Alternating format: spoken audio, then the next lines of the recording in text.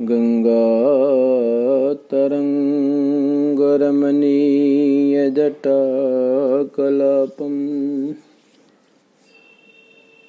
गौरी निरन्तरविभूषितवामभागम् नारायणप्रियमनङ्गमदापहारम् वाराणसीपुरपतिं भज विश्वनाथम् बंशीविभूषितकरानवनीरदाभान् पीताम्बरादरनबिम्बफलाधरोष्ठान् पूर्णेन्दुसुन्दरमुखादरविन्दनेत्रान् कृष्णात् परं किमपि तत्त्वमहं न जाने। कृष्णात् परं किमपि तत्त्वमहं न जाने। बोल सद्गुरुदेव भगवान की जय। परमपिता परमात्मा की अहेतु की कृपा से हम लोग तन्मे मनः शिव संकल्पमस्तु इसमें मन को लेकर के जो लोगों के अंदर इतनी भ्रांतियां हैं कि मन ये कराता है, मन वो कराता है। तो अगर किसी के अंदर अच्छे गुण हैं तो उसके अंदर बुरे गुण भी होते हैं, और किसी के अंदर बुरे गुण हैं तो उसके अंदर अच्छे गुण भी होते हैं। बस वो विचार करना होता है कि हमको क्या चाहिए। मान लो कि आप कुछ ऐसी वस्तु है जिसको ग्रहण करना चाहते हैं, तो उसमें से आपको जो अच्छी लगती है ग्रहण कर लेते हो, जो नहीं अच्छी लगती छोड़ देते हो। तो देखो यहाँ अब आगे बढ़ते हैं। तीसरी ऋचा हमारी कहती है कि यत् प्रज्ञानमतं चेतो धृतिश्च यज्ज्योतिरन्तरं रमतं प्रजासु यस्मान् ऋते किंचन कर्म क्रियते तन्मे मनः शिव संकल्पमस्तु। जो मन है ना, मन जो है प्रज्ञान। प्रज्ञान कहने का मतलब है कि विशेष रूप से ज्ञान उत्पन्न करने वाला। प्रज्ञान यहाँ प्रा उपसर्ग है, ठीक है।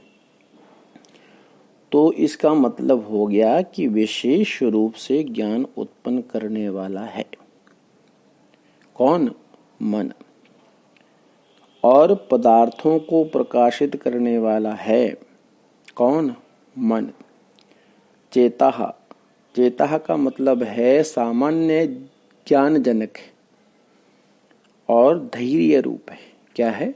धैर्य रूप। सभी प्राणियों में प्रजासु मतलब स्थित होकर के अंतर्ज्योति अर्थात इंद्रियों को अथवा आभ्यंतर पदार्थों को प्रकाशित करने वाला है, और जिसकी सहायता और अनुकूलता के बिना कोई कार्य संपन्न नहीं हो सकता। मन की सहायता और मन की अनुकूलता के बिना कोई भी कार्य संपन्न नहीं हो सकता। मेरा वह मन जो है ना, ऋषि प्रार्थना कर रहे हैं, ध्यान दीजिए। ऋषि प्रार्थना कर रहे हैं कि मेरा वह मन जिसकी सहायता और अनुकूलता के बिना कोई भी कार्य संपन्न नहीं हो सकता, यह मेरा मन शुभ संकल्प वाला हो। तन्मे मनः शिव संकल्पमस्तु। देखिए, चक्षुरादि इंद्रियां केवल उन पदार्थों को ग्रहण कर सकती है। ध्यान से सुनिएगा। चक्षुरादि इंद्रियां केवल उन पदार्थों को ग्रहण कर सकती है जिनसे उनका साक्षात संबंध हो। चक्षु यानी दृष्टि जहां तक जाएगी ना, इस आंख से आप जिस वस्तु को जहां लंबा जहां तक देख सकते हैं वहां तक उसका ज्ञान प्राप्त आपको हो जाएगा। उन्हीं पदार्थों का साक्षात्कार कर सकते हैं जिनके साथ साक्षात इनका संबंध हो, तो वो निर्णायक कर सकती हैं कि ये अमुक वस्तु है। पर मन अप्रत्यक्ष पदार्थों को जो नहीं दिखाई दे रहे, जो दिखाई नहीं दे रहे हैं, मन जो है उन अप्रत्यक्ष पदार्थों को भी ग्रहण करने में समर्थ है। इस तीसरी ऋचा का अर्थ है ये। क्या सुंदर भाव बताया है कि चक्षु आदि इंद्रियों से आप और ले लीजिए 4, चक्षु के साथ में 4 जो 5 इंद्रियां हैं, ये 5 बाह्य जो इंद्रियां हैं, ये इंद्रियां उन्हीं पदार्थों का आपको ज्ञान प्राप्त करा सकती हैं जिनके साथ इनका साक्षात संबंध हो। परंतु मन जो है, मन जिस वस्तु को आप देख भी नहीं पाते उस वस्तु का भी प्रत्यक्ष करा सकता है। जैसे सपना, कुछ कुछ स्वप्न आपको ऐसे आते हैं कि जहां पर आप कभी गए भी नहीं, जिस वस्तु को आपने कभी देखा भी नहीं, वो भी आपको स्वप्ने में दिखाई देता है। तो अब देखो चौथी ऋचा ऋषि इसी भाव को व्यक्त करते हुए कह रहे हैं कि येनेदं भूतं भुवनं भविष्यत् परिगृह्णीत ममृतेन सर्वं येन यज्ञस्तायते सप्तहोता तन्मे मनः शिव संकल्पमस्तु। कहती जिस मन के द्वारा यह सब भली प्रकार जाना जा सकता है, ग्रहण किया जा सकता है, परिग्रहितम भूत भविष्यत और वर्तमान संबंधी सभी बातों का परिज्ञान होता है। भूतम भुवनम भविष्यत जो मन शाश्वत है, संकल्प विकल्प से रहित हुआ आत्मरूप अमर्तेन अमर्तेन ही है। और जिस श्रद्धा युक्त और स्वस्थ मन से सप्त होताओं वाला अग्निष्टोम यज्ञ, अग्निष्टोम में सप्त होता होते हैं, ये आपको पता होगा।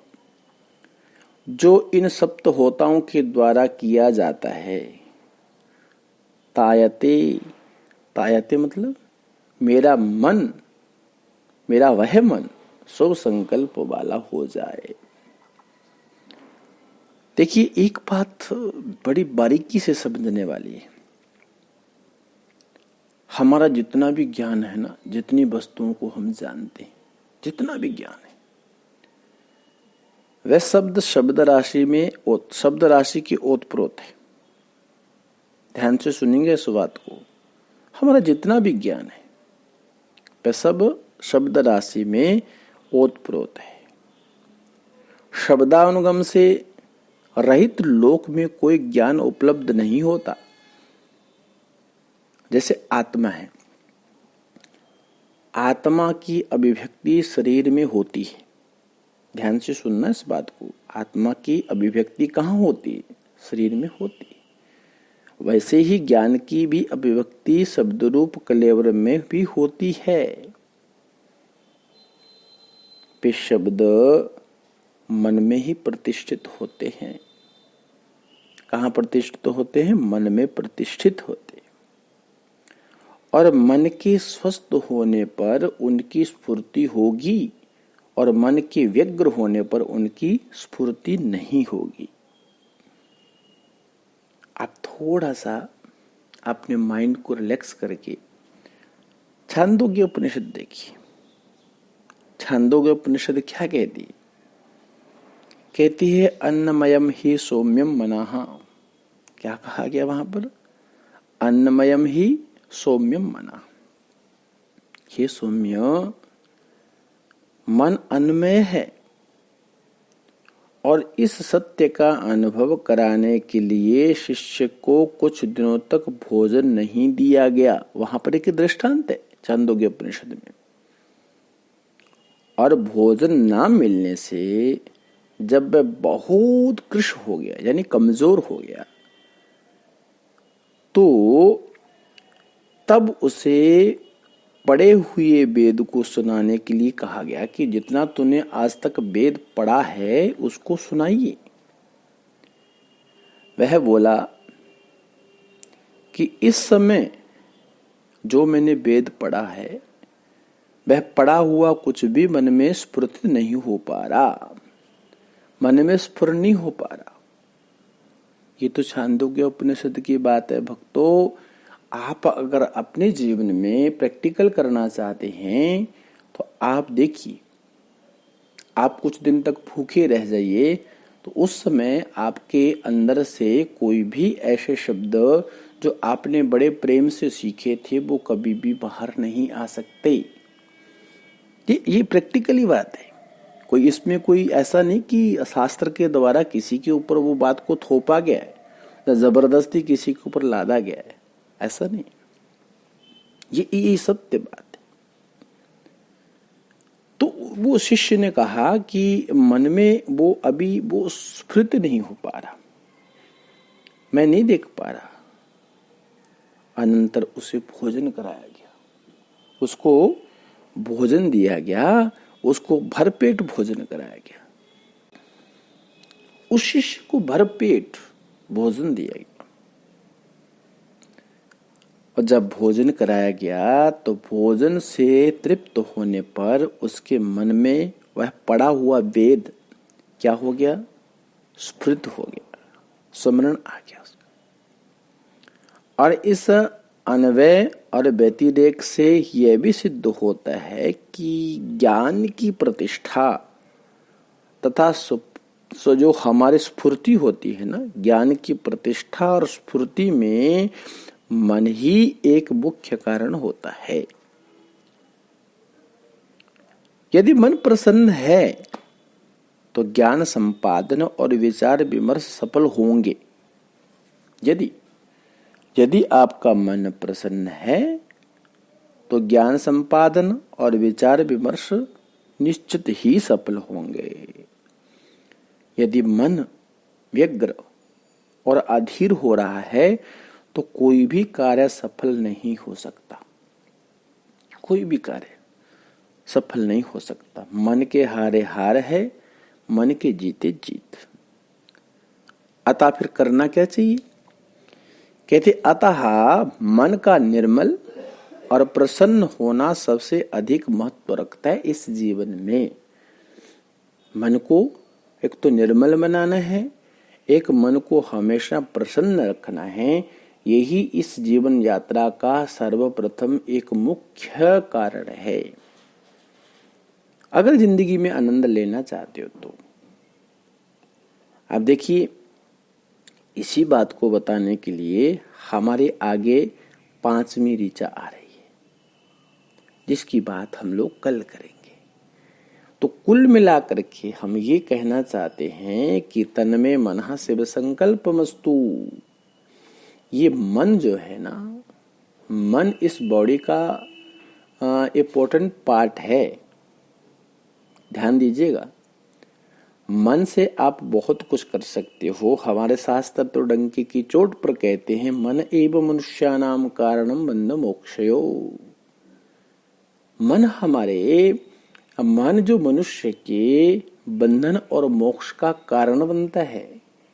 व्यक्ति मन से ही बंधता है और मन से ही छूटता है। इसलिए इस मन पर विशेष ध्यान देने वाली बात है। कई लोग प्रश्न करते हैं कि हम कुछ सोचे भी ना और मन हमारा शांत हो जाए, हम सोचे भी ना और मन हमारा प्रसन्न हो जाए। ये नहीं हो सकता, कभी भी नहीं हो सकता। इस मन को आपको एक जगह तो लगाना पड़ेगा। आप किसी शास्त्र में लगा सकते हैं, किसी महापुरुषों के प्रवचन में लगा सकते हैं। आप अपने अच्छे अच्छे थॉट्स जो आपके होते हैं, अच्छे अच्छे विचार जो होते हैं, उसके साथ इस मन का संबंध जोड़ सकते हैं। तब जाकर के मन आपकी इस जीवन यात्रा को सुखद और सफल बनाएगा। अगर आप इस मन को खुला छोड़ देंगे, जैसा है कर रहा है करने दो, हम दुखी हो रहे हैं, अप्रसन्नता जीवन में आ गई है, दरिद्रता आ गई है जीवन में, और हम चल रही है, हमारी जीवन यात्रा चल रही है, हमेशा दुखी रहते हैं, इसका मतलब हमारा जो मन है ना वो विकृत है। हमारे अंदर जो अच्छे विचार आने चाहिए वो नहीं आ पा रहे। तो इसलिए तन्मे मनः शिव संकल्प मस्तु, ऐसे संकल्प मन के साथ करने चाहिए कि हमारा मन कैसा होना चाहिए, हमारे मन की दिशा क्या होनी चाहिए, हमारे मन की दशा क्या होनी चाहिए। ये विचार मानव कर सकता है, इसमें कोई कठिनाई नहीं। इतने विचार करने के लिए आपको कुएं में उल्टा नहीं लटकना पड़ेगा। इतना विचार करने के लिए आपको 12 साल तक एक पैर पे खड़ा नहीं होना पड़ेगा।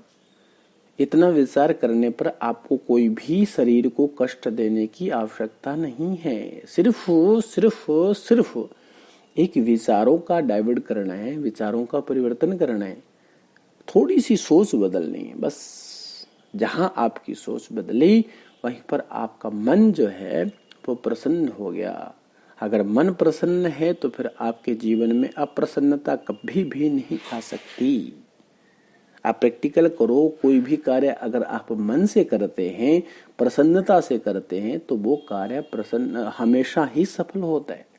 और जिस कार्य को आप अप्रसन्नता से करते हैं वो कार्य कभी भी सफल नहीं हो पाता। इसलिए तन्मे मनः शिव संकल्पमस्तु, इस मन का बहुत बड़ा प्रभाव है हमारे जीवन में। तो आज की चर्चा इतनी है कि बस थोड़ा सा विचारों को बदलना है, और मैं पूज्य गुरुदेव भगवान के चरणों में आज की चर्चा को समर्पित करते हुए कल को हम लोग 5वीं ऋचा को जानेंगे। क्या है ये विशेष करके बहुत महत्व रखता है हमारे जीवन में। तो हरिओम तत्सत, हरिओम तत्सत। पूज्य गुरुदेव भगवान की जय।